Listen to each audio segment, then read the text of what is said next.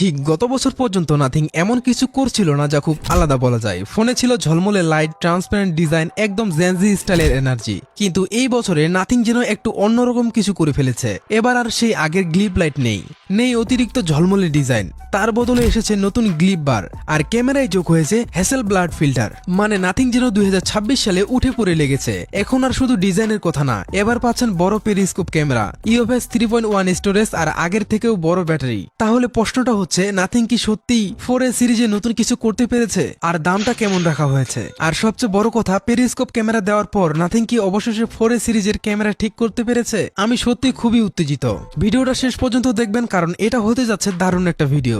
এখন সাধারণত আমি সরাসরি ফোনের রিভিউতে চলে যেতাম, কিন্তু এবার বক্স খুললেই একটু বাড়তি জিনিস পাচ্ছেন। বক্সেই রয়েছে ফোন, কিছু কাগজপত্র, একটি সফট টিপিইউ কভার, একটি টাইপ সি থেকে টাইপ সি কেবল, আর নাথিং এর আইকনিক সিম ইজেক্টর টুল। বক্সে কভার দেওয়া সত্যি প্রশংসনীয়। এখন খারাপ দিকগুলোতে যাওয়ার আগে ভালো দিকগুলো নিয়ে কথা বলা যাক। নাথিং এর প্রতিটি ফোনেই একটা বড় বিষয় হলো ডিজাইন। নাথিং 4 এর দিকে তাকালেই বোঝা যায় ফোনটা সত্যিই দারুণ দেখায়, কিন্তু এখানে বড় একটা পরিবর্তন আছে। আগের মতো ক্যামেরার চারপাশে 3টা গ্লিপ লাইট আর নেই, এবার এসেছে নতুন গ্লিপ বার। এই গ্লিপ বারের মধ্যে মোট 63টা ছোট এলইডি লাইট আছে, যা 7টি ছোট স্কোরে সাজানো। যখন ফোনে কল আসে বা গুরুত্বপূর্ণ নোটিফিকেশন আসে, তখন এই গ্লিপ বার জ্বলে ওঠে, আপনাকে জানিয়ে দেয়। এখানে একটি নতুন বিষয় আছে, যার নাম এসেনশিয়াল নোটিফিকেশন। সহজ ভাষায় বললে, যে অ্যাপস গুলো আপনার কাছে গুরুত্বপূর্ণ, যেমন হোয়াটসঅ্যাপ, ইনস্টাগ্রাম বা কাজের অ্যাপস, সেগুলোর নোটিফিকেশন এলে গ্লিপ বার জ্বলতে থাকবে যতক্ষণ না আপনি ফোন হাতে নিয়ে সেটি দেখছেন। আর অন্য সাধারণ নোটিফিকেশন এলে শুধু একবার ব্লিঙ্ক করবে, তারপর বন্ধ হয়ে যাবে। এছাড়াও নতুন একটি লাল স্কোয়ার লাইট রয়েছে, যা ভিডিও রেকর্ড করার সময় ব্লিঙ্ক করবে। মজার বিষয় হলো, এই গ্লিপ বারটা দেখতে একটু টেস্টি গেমের মতো লাগে। ডিজাইনের নিচের অংশটা আগের নাথিং 3 এর থেকে বেশ আলাদা। এখানে অনেক নির্দিষ্ট ডিজাইন এলিমেন্ট আছে যা ফোনটাকে আলাদা করে তোলে। ব্যক্তিগতভাবে আমার কাছে ডিজাইনটা বেশ ভালো লেগেছে। রঙের দিক থেকেও কিছু নতুনত্ব এসেছে।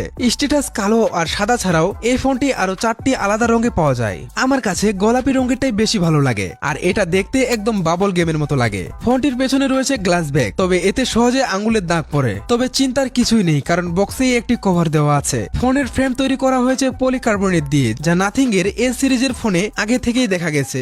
হাতে ধরলে ফোনটি বেশ ব্যালেন্স মনে হয়। এর ওজন প্রায় 203 গ্রাম। প্রোটেকশনের জন্য এতে রয়েছে IP64 রেটিং। আমার মনে হয় সময়ের সাথে সাথে নাথিং এর ডিজাইন আরো পরিবর্তন হয়েছে। আগের ফোনগুলো ইউনিক ছিল ঠিকই, কিন্তু অনেক সময় একটু বেশি চোখে পড়ার মতো ছিল। কিন্তু এখনকার ডিজাইনগুলো এখনো নজর কাড়ে, তবে আগের মতো অতটা চিৎকার করে না। তাই মিনিমাল থেকে শুরু করে জেনজি সবার কাছেই এই ডিজাইনটা ভালো লাগতে পারে। শুধু ডিজাইন না, এবার ডিসপ্লেতেও আপগ্রেড এসেছে। নাথিং 4 এতে আছে 6.78 ইঞ্চির 1.5K অ্যামোলেড ডিসপ্লে। ডিসপ্লের প্রোটেকশনে আপগ্রেড এসেছে। আগে ছিল পান্ডা গ্লাস, এখন রয়েছে গরিলা গ্লাস 7i। রং ও শার্পনেস ভালো, সিনেমা দেখার অভিজ্ঞতাও বেশ ভালো লাগে। তবে আমার মনে হয় বেজেলগুলো আরেকটু পাতলা করা যেত। ব্যাটারির কথায় আসলে, নাথিং 4 এতে দেওয়া হয়েছে 5400 mAh এর ব্যাটারি। আগের মডেলে ছিল 5000 mAh এর। ভিডিও দেখা, গেম খেলা, ছবি তোলা সব মিলিয়ে ফোনটি সহজেই একদিন চলবে, প্রায় 6 ঘন্টার বেশি স্ক্রিন টাইম দিয়ে। চার্জিং এর জন্য রয়েছে 50 ওয়াটের ফাস্ট চার্জিং, যা প্রায় 1 ঘন্টায় পুরো ফোন চার্জ করে দিতে পারবে। পারফরম্যান্সের জন্য ব্যবহার করা হয়েছে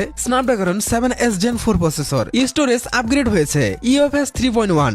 এন্তত বেসমার্ক ফোনটির প্রায় 11 লাখ। গেমিং এর ক্ষেত্রে BGMI 120 FPS পর্যন্ত খেলা যায়। সফটওয়্যারের দিক থেকে রয়েছে নাথিং OS 4.1। এখানে পাবেন ক্লিন, বিজ্ঞাপন মুক্ত অভিজ্ঞতা, মনোক্রোম আইকন আর স্মুথ অ্যানিমেশন, সব মিলিয়ে আলাদা একটা অনুভূতি দেয়। ক্যামেরার কথায় আসলে, নাথিং 4 এতে রয়েছে ট্রিপল ক্যামেরা সেটআপ। সবচেয়ে বড় আপগ্রেড হলো পেরিস্কোপ টেলিফোটো ক্যামেরা। এই ক্যামেরার মাধ্যমে 3.5x অপটিক্যাল জুম পাওয়া যায়। ছবির ডিটেলস, রং এবং HDR আগের থেকেও অনেক ভালো হয়েছে। এমনকি 7x জুমেও শার্পনেস ভালো থাকে। ভিডিও রেকর্ডিং করা যাবে 4K 30 fps এ। সেলফি ক্যামেরায় সর্বোচ্চ 1080 60 fps ভিডিও রেকর্ড করা যাবে। দামের কথা বললে, নাথিং 4 এ শুরু হচ্ছে প্রায় 50,000 টাকার কাছাকাছি। সবশেষে বলা যায়, নাথিং এবারে সত্যিই কিছু একটা করেছে। শুধু ডিজাইন নয়, এবার পারফরম্যান্স, ক্যামেরা এবং ব্যাটারি সব জায়গাতেই উন্নত হয়েছে। কিন্তু 40 থেকে 50,000 টাকার বাজেটে এই ফোনটা সত্যিই কি শক্ত প্রতিযোগিতা তৈরি করতে পারবে?